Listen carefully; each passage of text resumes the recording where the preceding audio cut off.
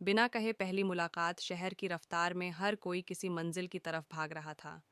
उन्हीं में एक था विवेक सेन, एक सॉफ्टवेयर इंजीनियर जिसकी जिंदगी तयशुदा रूटीन में चलती थी। सुबह ऑफिस, शाम घर और फिर वही दोहराव। उसका कोई खास दोस्त नहीं था और न ही जिंदगी में कोई ऐसा था जिससे वो दिल की बात कह सके। लेकिन उसे कोई कमी भी नहीं लगती थी, शायद आदत हो गई थी। एक दिन ऑफिस से घर लौटते समय वह कैफे के बाहर एक लड़की को किताब पढ़ते हुए देखता है। हल्की बारिश हो रही थी, लेकिन लड़की बिना छतरी के बैठी थी।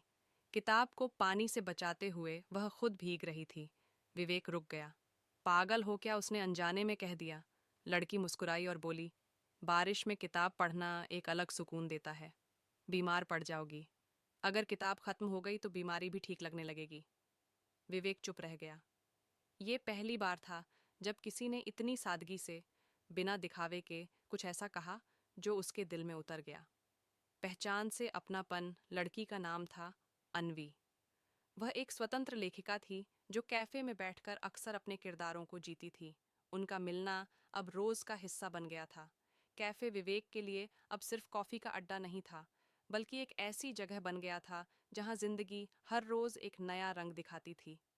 विवेक को अन्वी की बातें समझ नहीं आती थीं, लेकिन उसे वो बातें सुनना अच्छा लगता था। वहीं अन्वी को विवेक की चुप्पी भाती थी। उसे लगता था कि उस चुप्पी के पीछे कोई गहरी कहानी है।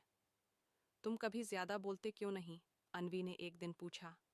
क्योंकि सब कुछ कह देने से कुछ बचता नहीं, विवेक का जवाब था। अन्वी चुप हो गई, लेकिन उसके चेहरे पर मुस्कान थी।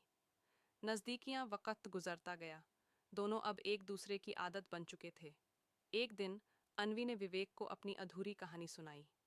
कहानी एक ऐसे किरदार की थी जो किसी से प्यार तो करता है, लेकिन कभी इजहार नहीं करता। क्या वो डरता है? विवेक ने पूछा। नहीं, अन्वी बोली। वो जानता है कि अगर कह दिया तो शायद वो रिश्ता टूट जाए जो बिना कहे बना है। विवेक कुछ बोल नहीं पाया। उस दिन उसने पहली बार महसूस किया कि वो अन्वी से प्यार करता है, लेकिन कह नहीं सकता। दूरी। एक दिन अन्वी ने बताया कि उसे एक स्कॉलरशिप मिल गई है, पेरिस की एक मशहूर यूनिवर्सिटी में क्रिएटिव राइटिंग के लिए। 6 महीने की बात है, अन्वी ने कहा। फिर लौट आऊंगी। विवेक ने मुस्कुराते हुए सिर्फ इतना कहा, तुम्हारी कहानियां वहाँ और खूबसूरत होंगी। वो कुछ और कहना चाहता था, लेकिन नहीं कहा। अन्वी गई और साथ ले गई विवेक का सुकून। वो रोज़ वहीं कैफ़े जाता रहा, उसी टेबल पर बैठता रहा। फ़ोन पर बात होती रही, लेकिन दिल से दूरियां बढ़ने लगीं। खत और खामोशी। एक दिन अन्वी का मेल आया। विवेक, यहाँ आकर मैंने बहुत कुछ सीखा, लेकिन एक बात अब समझ में आई। कुछ रिश्ते शब्दों के मोहताज नहीं होते, लेकिन कभी कभी एक शब्द, एक इजहार बहुत कुछ बचा सकता है।